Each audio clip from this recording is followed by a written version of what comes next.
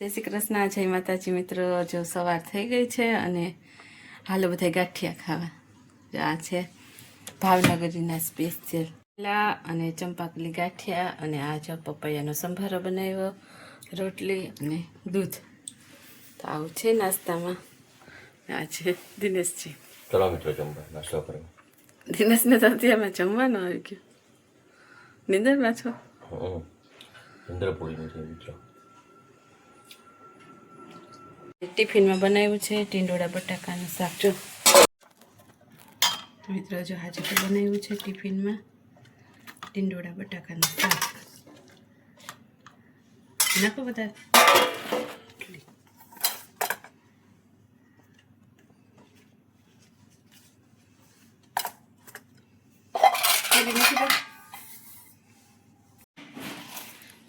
Pack કરી લઈએ। ખીરી અને ડુંગળી અને આ શાક, આમાં છે છાશ। થઈ ગયું ટિફિન પેક। પછી તો કાંઈ વિડીયો બનાવ્યો નહોતો અને આજે તો ચાલુ કરી છે ઘરઘંટી, કારણ કે દહીંનું દળવાનું હતું, લોટ પૂરો થઈ ગયો હતો એટલે એમાં કામ કરીએ અને સાથે સાથે ઘરઘંટી ચાલુ હોય એટલે થોડોક ટાઈમ વધારે જાય।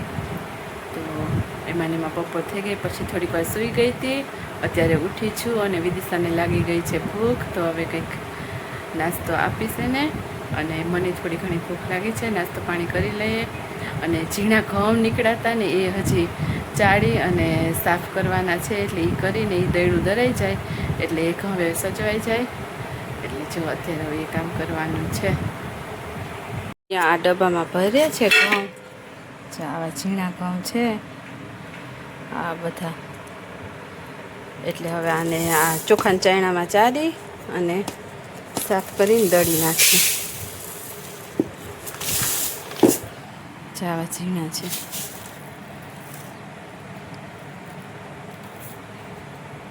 અહીંયા આપણે આ ઘઉં દળાવવા રાખી દીધા છે,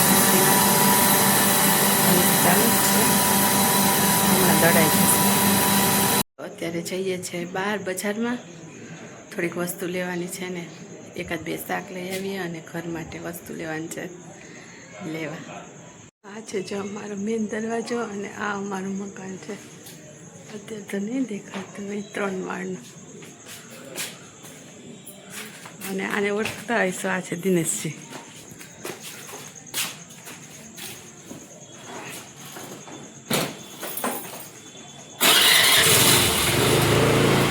છે ઘી લેવા માટે, અહીંયા દુકાને આવી ગયા છે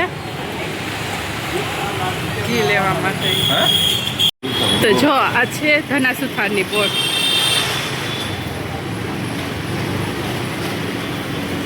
અહીંયા છે માતાજીનું મંદિર। બંધ થઈ ગઈ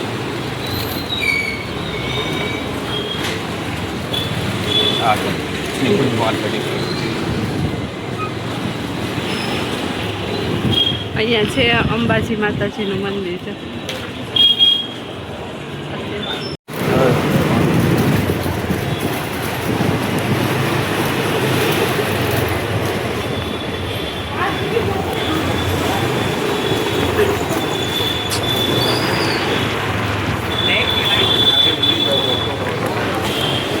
અહીંયા માતાજીનું મંદિર છે। બહાર નીકળીએ એટલે આવી જાય રિલીફ રોડ।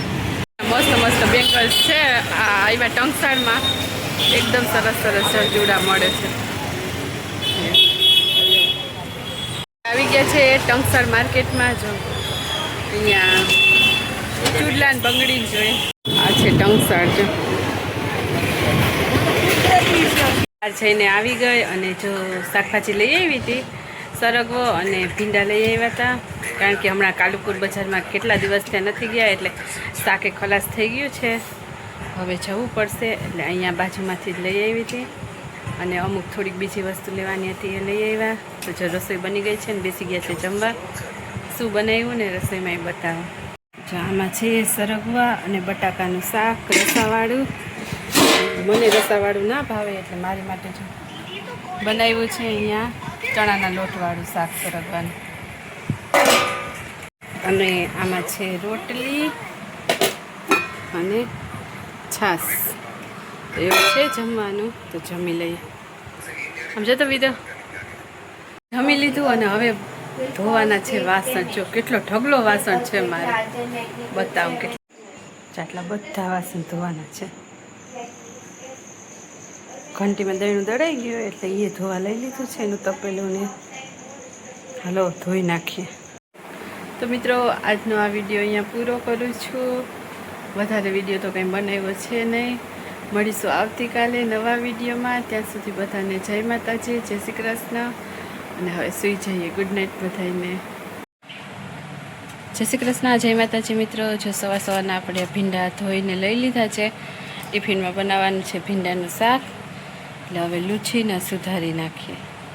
અહીંયા ભીંડાનું શાક બની ગયું છે આપણું. મસાલા ભીંડી સરસ મજાનું ટિફિનમાં બનાવી દીધું છે. અને છે રોટલી તળેલી. દિનેશજી કરે છે નાસ્તો. ચલો મિત્રો, દિનેશ ગુડ મોર્નિંગ. ફ્રાય ચપાટી ખાવા.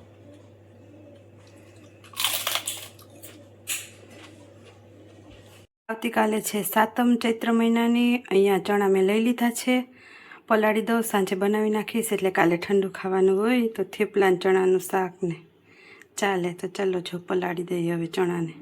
અત્યારે જો આ ભીંડાનું શાક છે અને એને બનાવવાનું છે દહીંવાળું, કારણ કે મને ને વિદિશાને બંનેને દહીંવાળું ભાવે છે, રસાવાળું. એટલે તો જો ભીંડાનું શાક ગરમ કરવા રાખી દીધું છે. હવે એમાં નાખી દઈશું આપણે થોડુંક દહીં. આ રસો વધારે હોય ને વધારે ભાવે એટલે વધારે નાખીએ. અને આમાં થોડુંક મરચું નાખવું હોય તો એ નાખી શકાય. એકદમ સરસ લાગે છે આ શાક. અને થોડુંક મીઠું નાખી દઈશું, કારણ કે દહીં નાખ્યું ને એના ભાગમાં.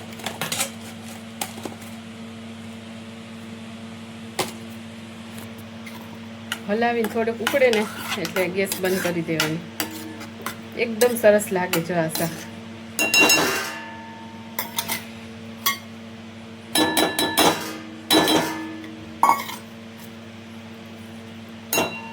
શાક અને રોટલી ખાવાની મોજ આવે. તો શાક ઉકળવા લાગ્યું છે, હવે કરી દઈએ બંધ ગેસ. એકદમ સરસ મજાનું. ગઈકાલે જો ઘંટીમાં દહીંનું દળ્યું હતું, પણ સાંજે મોડું થઈ ગયું હતું એટલે ઘંટી સાફ નથી કરી. સાફ કરવાની છે. એનું તપેલું ને એ તો ધોઈ નાખ્યું. આ ઘંટી સાફ કરવાની છે. તો હાલો હવે પહેલાં ઘંટી સાફ કરી લઉં. જો પહેલાં તો બ્રશથી આવી રીતના આ બધું લોટ હોય ને થોડોક સાફ કરી લઈશ, પછી વેક્યુમ ક્લીનરથી કરી નાખશું. તો જો ઘંટી આપણી સરસ મજાની એકદમ ક્લીન થઈ ગઈ છે, ચકચકાટ. અને હવે આપણે આ વેક્યુમ ક્લીનર લગાડ્યું હતું ને એ કાઢી નાખીએ અને આ ફિટ કરી દઈએ પાછળ જવાય. જો આ સ્ટોપર છે ને એ પણ એકદમ ક્લીન થઈ જાય સરસ. થઈ ગઈ આપણી ઘંટી.